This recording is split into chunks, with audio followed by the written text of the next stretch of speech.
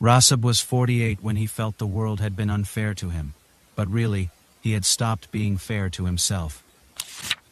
For many years, he sat there, a quiet beggar. People would pass by, some dropping coins, some avoiding his gaze. No one offered him hope, and Rasab never expected any. His days were long and silent. But Rasab had not always been like this. 20 years earlier, he was a hard-working mason, strong and full of dreams. He built houses with his hands and a heart full of hope for his family.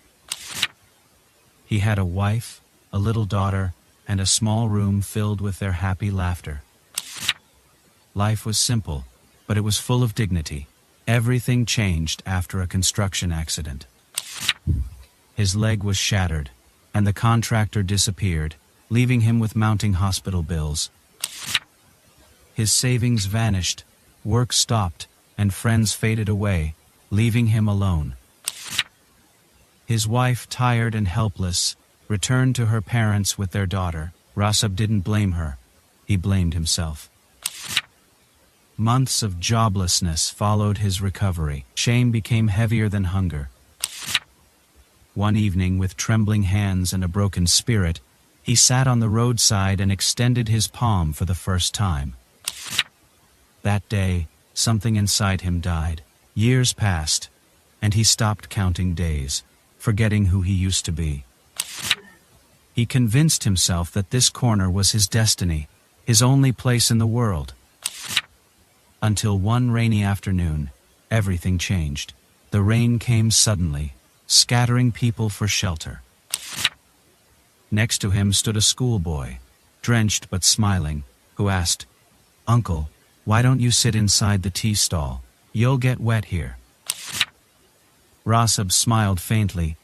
"This is fine for me." The boy hesitated, then asked, "Uncle, were you always doing this?" The question pierced Rasab deeply. "No," he replied after a pause. "I used to build houses." The boy's eyes widened. "Really? My father is a mason too. He says masons create homes for others, but forget to build their own. If you can build houses, why can't you build your life again?" The boy asked, his simple words echoing loudly in Rasab's mind. That night, Rasab couldn't sleep. The boy's question repeated, "Why can't you build your life again?" For the first time in years, Rasab did not see himself as a beggar. He saw himself as a mason who had stopped trying. The next morning, Rasab did something unusual.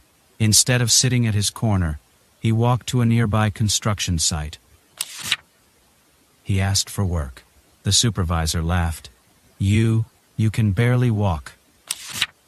"I can mix cement, arrange bricks, teach helpers," Rasab insisted, amused. The supervisor let him try. Rasab worked with silent determination. His hands remembered what his mind had forgotten. By evening, the supervisor noticed his skill.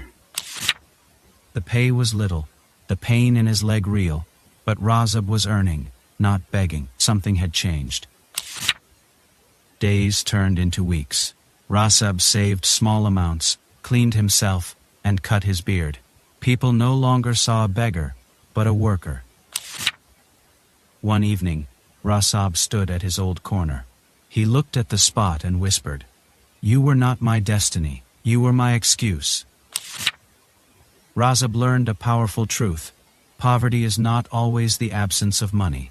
Sometimes, it is the absence of belief. And the day belief returns, life begins to change direction.